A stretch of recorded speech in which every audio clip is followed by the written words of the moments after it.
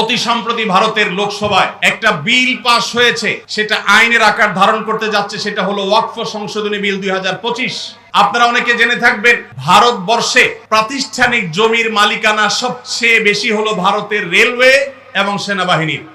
তৃতীয় সর্বোচ্চ প্রাতিষ্ঠানিক জমির মালিকানা হলো ভারতের মুসলমানদের ওয়াকফ বোর্ডের জমি। 8.7 লক্ষ সম্পদের মালিক হলো মুসলমানদের ওয়াকফ বোর্ড। ফিলিস্তিন তো অনেক দূরে, আমাদের পার্শ্ববর্তী দেশ ভারতে যুগ যুগ ধরে যেভাবে মুসলমান নিধন চলছে, সংখ্যালঘুদের উপরে যেভাবে নির্যাতন চলছে, গোটা পৃথিবীর অন্য খুব কম দেশে এইভাবে সংখ্যালঘুদের উপর নির্যাতন হয়ে থাকে। আপনারা জানেন, অতি সম্প্রতি ভারতের লোকসভায় একটা বিল পাস হয়েছে, সেটা আইনের আকার ধারণ করতে যাচ্ছে। সেটা হলো ওয়াকফ সংশোধনী বিল 2025। আপনারা অনেকে জেনে থাকবেন, ভারতবর্ষে প্রাতিষ্ঠানিক জমির মালিকানা সবচেয়ে বেশি হলো ভারতের রেলওয়ে এবং সেনাবাহিনীর। তৃতীয় সর্বোচ্চ প্রাতিষ্ঠানিক জমির মালিকানা হলো ভারতের মুসলমানদের ওয়াকফ বোর্ডের জমি। 8.7 লক্ষ সম্পদের মালিক হলো মুসলমানদের ওয়াকফ বোর্ড। ইসলামের অন্যতম একটা সৌন্দর্য হলো মসজিদ, মাদ্রাসা, ইয়েতিমখানা, কল্যাণমূলক কাজ, এগুলো পরিচালনা করবার জন্য ওয়াকফের ব্যবস্থা রাখা হয়েছে ইসলামে। কেউ তার জমি জীবদ্দশায় ওয়াকফ করে গেলে কিয়ামত পর্যন্ত সেই জমি যে উদ্দেশ্যে ওয়াকফ করে যাওয়া হয়েছে সে উদ্দেশ্যে ব্যয় করতে হবে। ওয়াকফের জমি কেউ বিক্রি করতে পারে না, এক্সচেঞ্জ করতে পারে না, দখল করতে পারে না। যে উদ্দেশ্যে ওয়াকফ করা হয়েছে এটার পরিপন্থী কোনো কাজ করা যায় না। ওয়াকফের এই চমৎকার উদাহরণের কারণে পৃথিবীতে কল্যাণমূলক কাজ আজীবন বেঁচে থাকবে। সেই সাস্টেইনেবল ওয়াকফের মাধ্যমে সাস্টেইনেবল ডেভেলপমেন্টের ব্যবস্থা ইসলাম রেখেছে। ভারতবর্ষে মুসলমানদের শত শত বছর চলে আসা 8.7 লক্ষ সম্পদ, যেটা টোটাল ভারতবর্ষে যত প্রাতিষ্ঠানিক সম্পদ আছে এর মধ্যে তৃতীয় সর্বোচ্চ, সেই সম্পদ আজ ভারতের হিন্দুত্ববাদীরা গ্রাস করবার জন্য নতুন করে সংসদে বিল তারা পাশ করেছে। আপনারা জানেন, এই বিলে সুস্পষ্টভাবে বলা হয়েছে যে মুসলমানদের ওয়াকফ বোর্ড, যেটা নিতান্ত ইসলামিক একটা বিষয়, এটা এতদিন পর্যন্ত মুসলমানরাই পরিচালনা করে আসতো।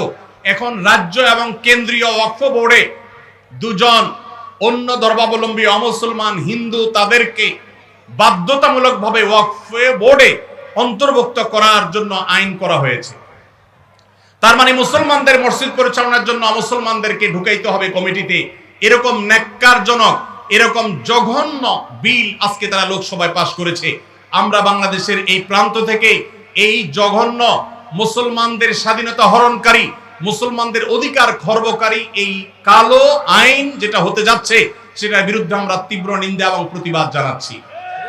ভাইরা আমার, আমাদের দেশের পান থেকে চুন খসলেই যারা সংখ্যালঘু অধিকার বলে চিৎকার চেঁচামেচি করে আর নিন্দা জ্ঞাপন করে, তারা যুগ যুগ ধরে যে মুসলমান নিধন করে আসছে, সেখানে সামান্য একটু গোশত পাওয়া যাওয়ার কাল্পনিক অভিযোগের ভিত্তিতে দিন দুপুরে মানুষকে পিটিয়ে মেরে ফেলা হয়।